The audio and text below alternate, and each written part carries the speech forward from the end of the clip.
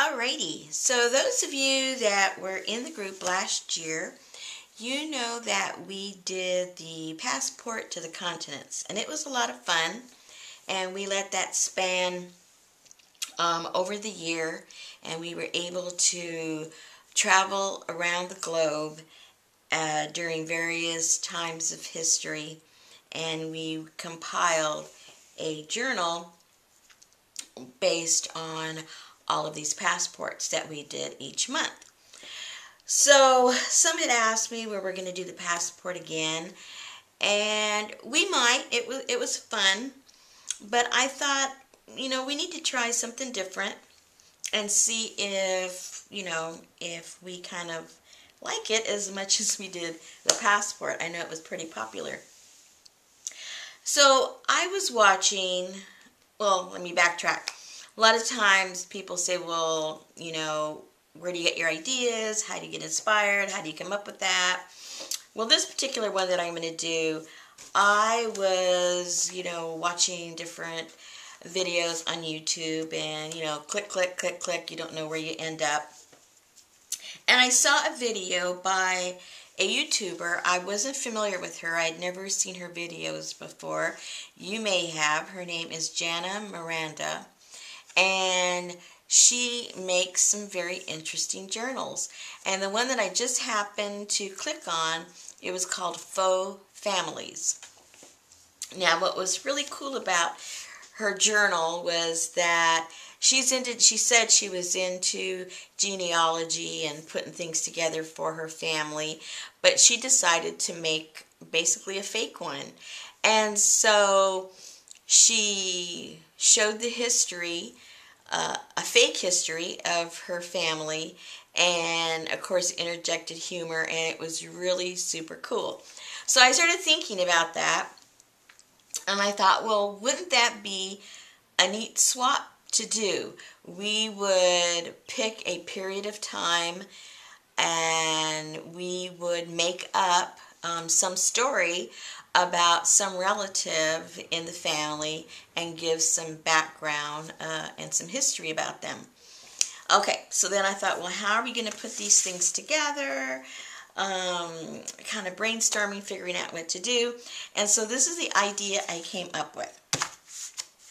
What we're going to do, oh, and by the way, in the past I've given dimensions, of different swaps, and a lot of you, you're artistic and you want to do your own thing, and you don't follow, the size or the thickness or whatever it is. You do your own thing. I understand that. But for this particular one, you need to follow directions or it's not going to work. If you don't like to follow directions and keep within a guideline, this may not be for you.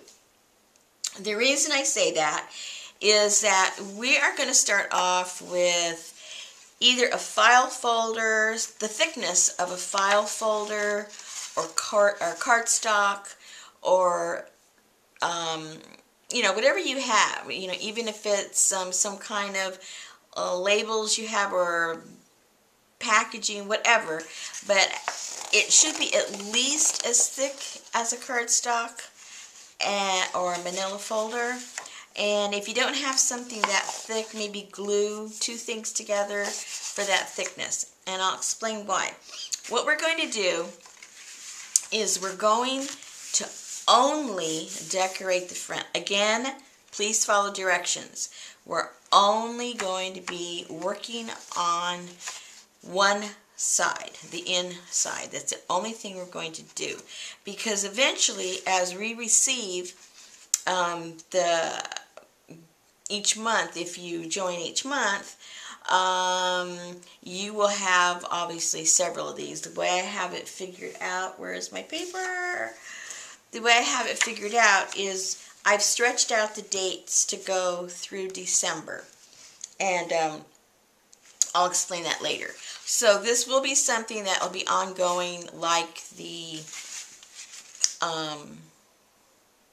passport one. I can't think. Like the passport was ongoing, this also will be ongoing.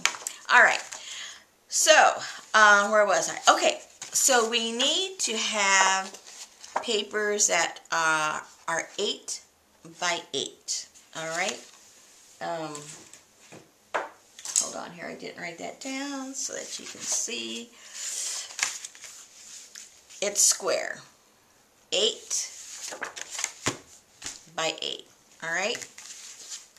And then when you work on it, make sure you fold it so you know where it's going to fold, so you don't put anything that will be obstructed. If it's a picture or something and you don't want it to be folded, you'll know where to place your items.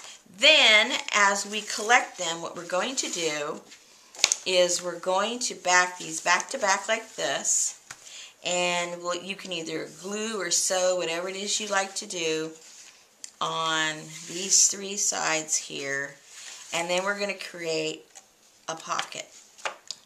And then that's how we're going to put all of the pages that we receive together, and that will create, at the end, you'll have a journal, and then we'll make some kind of a cover for it when we're done. We'll do that together at the end of the year.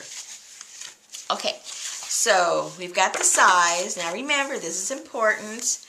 The size is important so that we can butt them up to each other and complete this journal.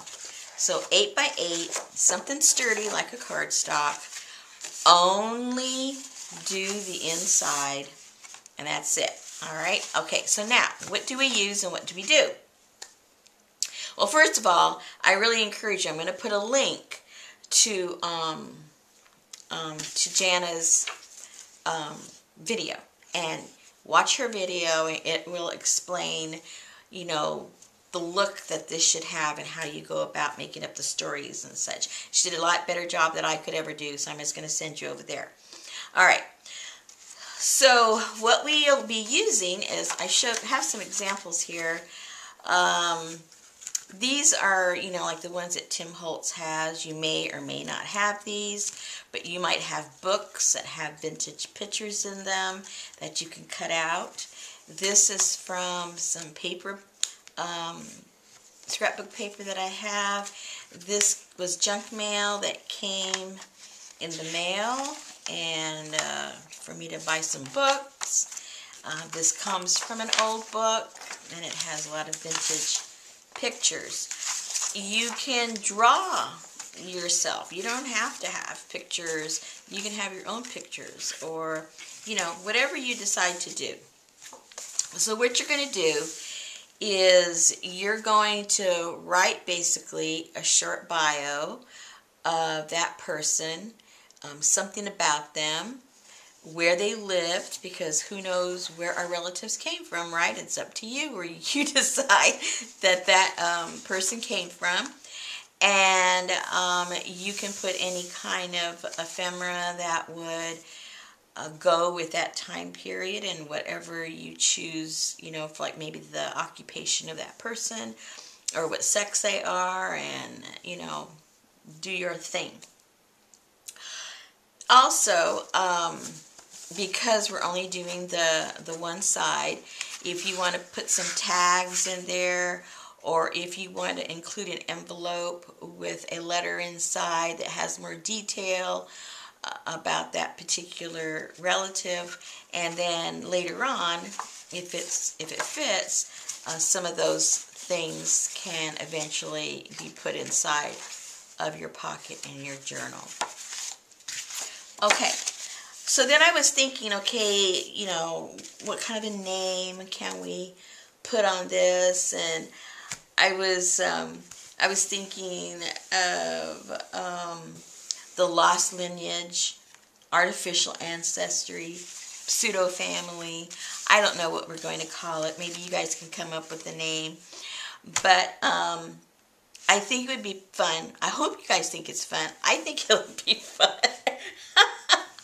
I hope you guys agree with me, or this will be a bust. Anyway, where's my paper? I lost my paper. So what I'll do, hello, come on. I will each month I'll post a date. The very first one that we do, we are going to be covering 1700s, 17 to 1750. That'll be for May, and then it will continue. And then when we get to the 1900s, we won't jump 50 years. We'll go maybe, I think I did 30 years, and we'll go all the way up to the year 2000. All right. So that's that. If you can think up of a name that you think would be kind of cute. Oh, Sham Fam. Huh? No, okay. That doesn't work, does it? I don't know. Anyway, I'm going to give you a link to hers, and we'll set up, as usual, we'll set up the partners, and we'll see how it works out.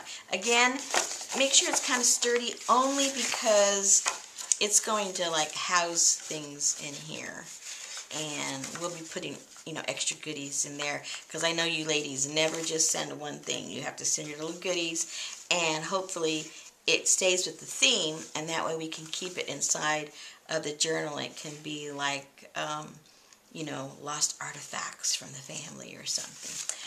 Alrighty then. Okay, go watch the video, and let's see how the first month goes. I'm excited. I hope you guys are too.